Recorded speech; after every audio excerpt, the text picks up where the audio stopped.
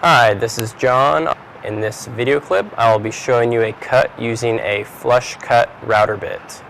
If you take a look at this blade, you'll notice that it has a straight blade with a bearing on the end.